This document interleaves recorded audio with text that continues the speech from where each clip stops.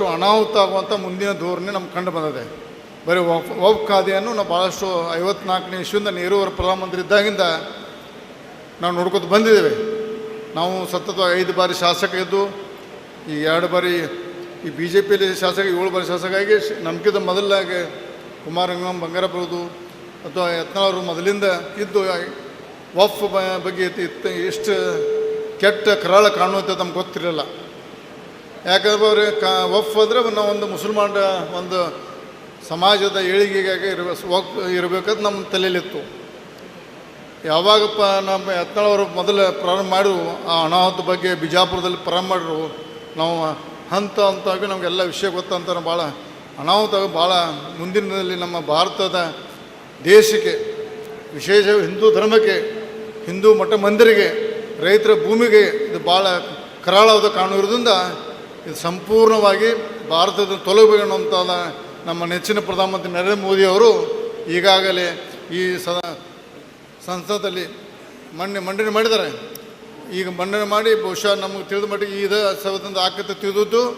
ಆದರೆ ಮುಂದಿನ ಇನ್ನೊಂದು 2 ರಿಂದ 3 ತಿಂಗಳ ಬಜೆಟ್ ಸೆಷನ್ವರೆಗೆ ಅಧ್ಯಯನ ಮಾಡಿ ನಮ್ಮ ದೇಶದಲ್ಲಿ ಈ ವಕ್ಫ್ದಿಂದ ಎಷ್ಟು ಅನ್ಯಾಯ ಆಗೈತೆ ಅನ್ನುವಂಥ ಪೂರ್ಣ ಅಧ್ಯಯನ ಆಗಬೇಕಂತ ಮುಂದೆ ಹಾಕಿದ್ದಾರೆ. ಇದು ಯಾಕಂದರೆ ಇದು ಒಂದು ಪಕ್ಷಾತೀತ ಜಾತ್ಯತೀತ ಹೋರಾಟದೆ.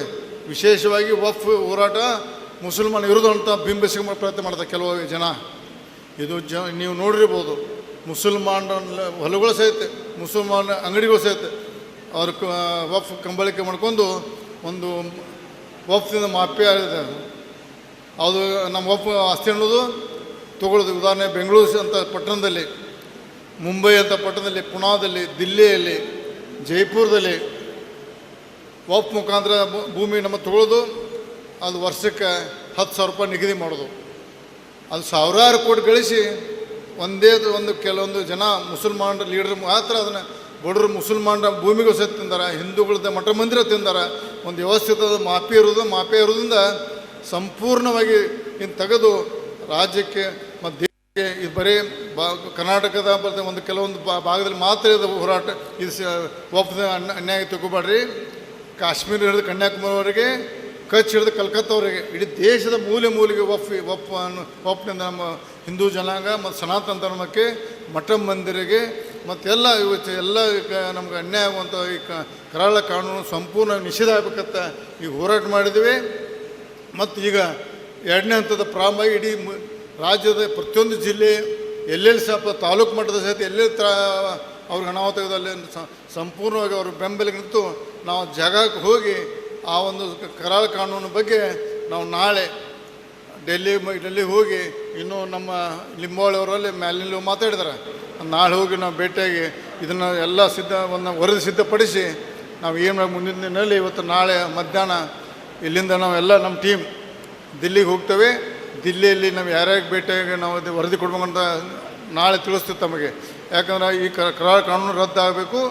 ಮತ್ತು ಇದು ಪೂರ್ಣ ಪ್ರಮಾಣ ರಾಜ್ಯ ಮಟ್ಟದ ವ್ಯಾಪ್ತಿಯಲ್ಲಿ ಇದೊಂದು ಪ್ರವಾಸ ಆದ ನಂತರ ಕೊನೆಗೆ ನಾವು ದಾವಣಗೆರೆಯಲ್ಲಿ ಒಂದು ದೊಡ್ಡ ಒಂದು ಸಮಾವೇಶ ಮಾಡ್ತೀವಿ. ಭಾರತೀಯ ಜನತಾ ಪಾರ್ಟಿ ನೇತೃತ್ವದಲ್ಲಿ ನಾವು ಒಂದು ದೊಡ್ಡ ಸಮಾವೇಶ ಮಾಡ್ತೇವೆ.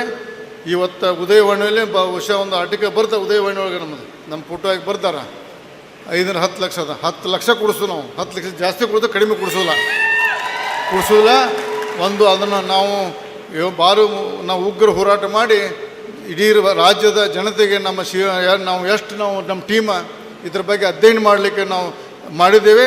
ಮತ್ತು ಸಮಾವೇಶಕ್ಕೆ ಕೊಡುವಂಥ ಒಂದು ಖರ್ಚು ಬೆಳಗಾವಿ ಜಿಲ್ಲೆಯ ಭಾರತೀಯ ಜನತಾ ಕಾರ್ಯಕರ್ತರಿಂದ ನಾವು 1 ಕೋಟಿ ರೂಪಾಯಿ ಅದಕ್ಕೆ ನಾವು ನಿಧಿ 1 ಕೋಟಿ ರೂಪಾಯಿ ನಾವು ನಿಧಿ ಕೊಡ್ತೇವೆ. ನಾವು ನಮ್ಮ ಭಾರತೀಯ ಜನತಾ ಪಾರ್ಟಿ ಬೆಳಗಾವಿ ಜಿಲ್ಲೆ ಕಾರ್ಯಕರ್ತನ ಕೂಡಿಸಿ, ಯಾಕಂದ್ರೆ 10 ಕೋಟಿ ರೂಪಾಯಿ ಖರ್ಚಾಗೋದು. ನಾವು ಯಾಕಂದ್ರೆ ನಾವು ಒಬ್ಬನೇ ಮಾಡ್ಬೋದು, ರಮೇಶ್ ಜಾರಕಿಹೊಳಿ, ಬಸವ ಪಾಟೀಲ್ ಯತ್ನಾಳ್ ಮಾಡ್ಬೋದು, ಜೊಲ್ಲೆ ಅವರು ಮಾಡ್ಬೋದು, ಲಿಂಬಾವಳಿ ಮಾಡ್ಬೋದು, ಇನ್ನು ಅನೇಕರೆಲ್ಲ ತಾಕತ್ತೆ. ಆದರೆ ಅದು ಸರ್ವಾಧಿಕಾರಕ್ಕೆ ಮತ್ತೊಬ್ಬ ನಾನು ಪೂಜ್ಯ ತಂದೆ ಪೂಜ್ಯ ಮಗ ಹಾಕಣ್ಣ ಮಾಡ್ರೆ ಅದೇನಾರು ಮಾಡಿಬಿಟ್ರೆ ನಾನೇ ಖರ್ಚು ಮಾಡಿ ನಾನೇ ಅದು ಸಭೆ ಆಯೋಜನೆ ಮಾಡಿದ್ರೆ ಅದು ನಾನು ಪೂಜ್ಯ ತಂದೆ ಪೂಜ್ಯ ಮಗ ಹಾಕಿ ಕುಣ್ತೇನೆ. ಅದಕ್ಕೆ ನಾವು ನಮ್ಮಲ್ಲಿ ಮೊದಲು ನಿರ್ಣಯ ತೊಗೊಂಡು ಈ ಒಂದು ಹೋರಾಟ ಎಲ್ಲರೂ ಸಾಮೂಹಿಕ ನಾಯಕತ್ವದಲ್ಲಿ ಮಾಡಬೇಕಂತ ಉದಾಹರಣೆ ಇದೆ.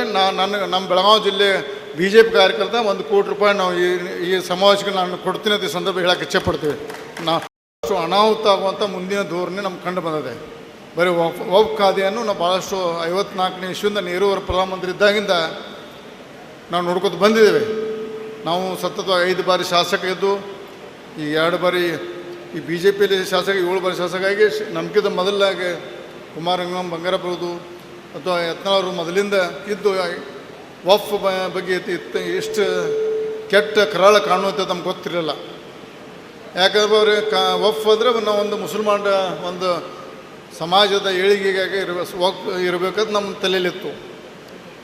ಯಾವಾಗಪ್ಪ ನಮ್ಮ ಯತ್ನಾಳವರು ಮೊದಲು ಪ್ರಾರಂಭ ಮಾಡಿರು ಆ ಅನಾಹುತ ಬಗ್ಗೆ ಬಿಜಾಪುರದಲ್ಲಿ ಪ್ರಾರಂಭ ಮಾಡಿರು, ನಾವು ಹಂತ ಹಂತವಾಗಿ ನಮಗೆಲ್ಲ ವಿಷಯ ಗೊತ್ತಂತ ಭಾಳ ಅನಾಹುತ ಭಾಳ ಮುಂದಿನದಲ್ಲಿ ನಮ್ಮ ಭಾರತದ ದೇಶಕ್ಕೆ, ವಿಶೇಷ ಹಿಂದೂ ಧರ್ಮಕ್ಕೆ, ಹಿಂದೂ ಮಠ ಮಂದಿರಿಗೆ, ರೈತರ ಭೂಮಿಗೆ ಇದು ಭಾಳ ಕರಾಳವಾದ ಕಾಣುವುದರಿಂದ ಇದು ಸಂಪೂರ್ಣವಾಗಿ ಭಾರತದ ತೊಲಗಬೇಕನ್ನುವಂಥ ನಮ್ಮ ನೆಚ್ಚಿನ ಪ್ರಧಾನಮಂತ್ರಿ ನರೇಂದ್ರ ಮೋದಿಯವರು ಈಗಾಗಲೇ ಈ ಸಂಸದಲ್ಲಿ ಮಂಡನೆ ಮಾಡಿದ್ದಾರೆ.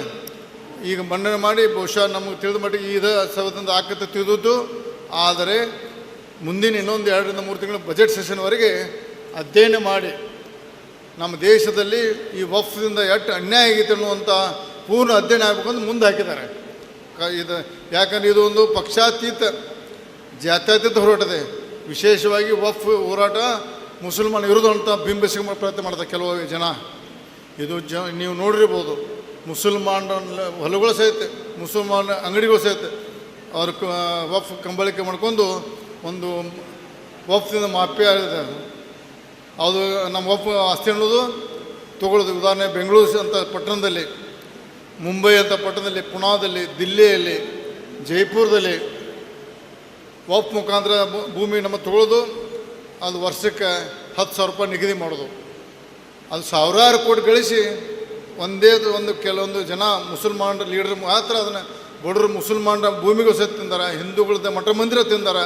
ಒಂದು ವ್ಯವಸ್ಥಿತ ಮಾಫಿಯಾ ಇರೋದ್ರಿಂದ ಸಂಪೂರ್ಣವಾಗಿ ಇನ್ನು ತೆಗೆದು ರಾಜ್ಯಕ್ಕೆ ಮತ್ತು ದೇಶಕ್ಕೆ ಇದು ಬರೀ ಕರ್ನಾಟಕದ ಒಂದು ಕೆಲವೊಂದು ಭಾಗದಲ್ಲಿ ಮಾತ್ರ ಇದು ಹೋರಾಟ. ಇದು ವಕ್ಫ್ ಅನ್ಯಾಯ ತಗೋಬೇಡ್ರಿ. ಕಾಶ್ಮೀರ ಹಿಡಿದು ಕನ್ಯಾಕುಮಾರಿವರೆಗೆ, ಕಚ್ ಹಿಡಿದು ಕಲ್ಕತ್ತಾವರೆಗೆ ಇಡೀ ದೇಶದ ಮೂಲೆಗೆ ವಕ್ಫ್ನಿಂದ ನಮ್ಮ ಹಿಂದೂ ಜನಾಂಗ ಮತ್ತು ಸನಾತನ ಧರ್ಮಕ್ಕೆ, ಮಠ ಮಂದಿರಿಗೆ ಮತ್ತು ಎಲ್ಲ ನಮ್ಗೆ ಅನ್ಯಾಯ ಆಗುವಂಥ ಈ ಕರಾಳ ಕಾನೂನು ಸಂಪೂರ್ಣ ನಿಷೇಧ ಆಗಬೇಕಂತ ಈಗ ಹೋರಾಟ ಮಾಡಿದ್ದೀವಿ. ಮತ್ತು ಈಗ 2ನೇ ಹಂತದ ಪ್ರಾರಂಭ ಇಡೀ ರಾಜ್ಯದ ಪ್ರತಿಯೊಂದು ಜಿಲ್ಲೆ ಎಲ್ಲೆಲ್ಲಿ ಸ್ವಲ್ಪ ತಾಲೂಕು ಮಟ್ಟದ ಸಹಿತ ಎಲ್ಲೆಲ್ಲಿ ಅವ್ರಿಗೆ ಅನಾಹುತದಲ್ಲಿ ಸಂಪೂರ್ಣವಾಗಿ ಅವ್ರ ಬೆಂಬಲಿಗೆ ನಿಂತು ನಾವು ಜಾಗಕ್ಕೆ ಹೋಗಿ ಆ ಒಂದು ಕರಾಳ ಕಾನೂನು ಬಗ್ಗೆ ನಾವು ನಾಳೆ ಡೆಲ್ಲಿಗೆ ಹೋಗಿ, ಇನ್ನೂ ನಮ್ಮ ಲಿಂಬಾವಳಿಯವರಲ್ಲಿ ಮ್ಯಾಲಿನಲ್ಲಿ ಮಾತಾಡಿದ್ದಾರೆ, ನಾಳೆ ಹೋಗಿ ನಾವು ಭೇಟಿಯಾಗಿ ಇದನ್ನು ಎಲ್ಲ ಒಂದು ವರದಿ ಸಿದ್ಧಪಡಿಸಿ ನಾವು ಏನು ಮುಂದಿನ ದಿನದಲ್ಲಿ ಇವತ್ತು ನಾಳೆ ಮಧ್ಯಾಹ್ನ ಇಲ್ಲಿಂದ ನಾವೆಲ್ಲ ನಮ್ಮ ಟೀಮ್ ದಿಲ್ಲಿಗೆ ಹೋಗ್ತೇವೆ. ದಿಲ್ಲಿಯಲ್ಲಿ ನಾವು ಯಾರ್ಯಾರಿಗೆ ಭೇಟಿಯಾಗಿ ನಾವು ಅದು ವರದಿ ಕೊಡ್ಬೇಕಂತ ನಾಳೆ ತಿಳಿಸ್ತೀವಿ ತಮಗೆ. ಯಾಕಂದ್ರೆ ಈ ಕರಾಳ ಕಾನೂನು ರದ್ದಾಗಬೇಕು ಮತ್ತು ಇದು ಪೂರ್ಣ ಪ್ರಮಾಣ ರಾಜ್ಯ ಮಟ್ಟದ ವ್ಯಾಪ್ತಿಯಲ್ಲಿ ಇದೊಂದು ಪ್ರವಾಸ ಆದ ನಂತರ ಕೊನೆಗೆ ನಾವು ದಾವಣಗೆರೆಯಲ್ಲಿ ಒಂದು ದೊಡ್ಡ ಒಂದು ಸಮಾವೇಶ ಮಾಡ್ತೀವಿ. ಭಾರತೀಯ ಜನತಾ ಪಾರ್ಟಿ ನೇತೃತ್ವದಲ್ಲಿ ನಾವು ಒಂದು ದೊಡ್ಡ ಸಮಾವೇಶ ಮಾಡ್ತೇವೆ. ಇವತ್ತು ಉದಯವಾಣಿಯಲ್ಲಿ ಬಹುಶಃ ಒಂದು ಆರ್ಟಿಕಲ್ ಬರ್ತಾರೆ, ಉದಯವಾಣಿ ಒಳಗೆ ನಮ್ಮ ಫೋಟೋ ಆಗಿ ಬರ್ತಾರೆ. 5 ರಿಂದ 10 ಲಕ್ಷ ಅದ. 10 ಲಕ್ಷ ಕೊಡಿಸ್ತೀವಿ ನಾವು. 10 ಲಕ್ಷ ಜಾಸ್ತಿ ಕೊಡ್ತೀವಿ, ಕಡಿಮೆ ಕೊಡಿಸೋಲ್ಲ. ಒಂದು ಅದನ್ನು ನಾವು ನಾವು ಉಗ್ರ ಹೋರಾಟ ಮಾಡಿ ಇಡೀ ರಾಜ್ಯದ ಜನತೆಗೆ ನಮ್ಮ ಟೀಮ ಇದ್ರ ಬಗ್ಗೆ ಅಧ್ಯಯನ ಮಾಡಲಿಕ್ಕೆ ನಾವು ಮಾಡಿದ್ದೇವೆ. ಮತ್ತು ಸಮಾವೇಶಕ್ಕೆ ಕೊಡುವಂಥ ಒಂದು ಖರ್ಚು ಬೆಳಗಾವಿ ಜಿಲ್ಲೆಯ ಭಾರತೀಯ ಜನತಾ ಕಾರ್ಯಕರ್ತರಿಂದ 1 ಕೋಟಿ ರೂಪಾಯಿ ಅದಕ್ಕೆ ನಾವು ನಿಧಿ 1 ಕೋಟಿ ರೂಪಾಯಿ ನಾವು ನಿಧಿ ಕೊಡ್ತೇವೆ. ನಾವು ನಮ್ಮ ಭಾರತೀಯ ಜನತಾ ಪಾರ್ಟಿ ಬೆಳಗಾವಿ ಜಿಲ್ಲೆ ಕಾರ್ಯಕರ್ತನ ಕೂಡಿಸಿ, ಯಾಕಂದ್ರೆ 10 ಕೋಟಿ ರೂಪಾಯಿ ಖರ್ಚಾಗೋದು. ನಾವು ಯಾಕಂದ್ರೆ ನಾವು ಒಬ್ಬನೇ ಮಾಡ್ಬೋದು, ರಮೇಶ್ ಜಾರಕಿಹೊಳಿ, ಬಸವರಾಜ ಪಾಟೀಲ್ ಯತ್ನಾಳ್ ಮಾಡ್ಬೋದು, ಜೊಲ್ಲೆ ಅವರು ಮಾಡ್ಬೋದು, ಲಿಂಬಾವಳಿ ಮಾಡ್ಬೋದು, ಇನ್ನು ಅನೇಕರೆಲ್ಲ ತಾಕತ್ತೆ. ಆದರೆ ಅದು ಸರ್ವಾಧಿಕಾರಕರು ಮತ್ತೊಬ್ಬ ನಾನು ಪೂಜ್ಯ ತಂದೆ ಪೂಜ್ಯ ಮಗ ಹಾಕಣ್ಣ ಮಾಡ್ರೆ ಅದೇನಾರು ಮಾಡಿಬಿಟ್ರೆ ನಾನೇ ಖರ್ಚು ಮಾಡಿ ನಾನೇ ಸಭೆ ಆಯೋಜನೆ ಮಾಡಿದ್ರೆ ಅದು ನಾನು ಪೂಜ್ಯ ತಂದೆ ಪೂಜ್ಯ ಮಗ ಹಾಕಿ ಕುಣ್ತೇನೆ. ಅದಕ್ಕೆ ನಾವು ನಮ್ಮಲ್ಲಿ ಒಂದು ನಿರ್ಣಯ ತೊಗೊಂಡು ಈ ಒಂದು ಹೋರಾಟ ಎಲ್ಲರೂ ಸಾಮೂಹಿಕ ನಾಯಕತ್ವದಲ್ಲಿ ಮಾಡಬೇಕಂತ ಉದಾಹರಣೆ ಇದೆ. ನಮ್ಮ ಬೆಳಗಾವಿ ಜಿಲ್ಲೆ ಬಿ ಜೆ ಪಿ ಕಾರ್ಯಕರ್ತ 1 ಕೋಟಿ ರೂಪಾಯಿ ನಾವು ಈ ಸಮಾವೇಶಕ್ಕೆ ನಾನು ಕೊಡ್ತೀನಿ ಅಂತ ಈ ಸಂದರ್ಭ ಹೇಳಕ್ಕೆ ಇಚ್ಛೆಪಡ್ತೀವಿ. ನಾವು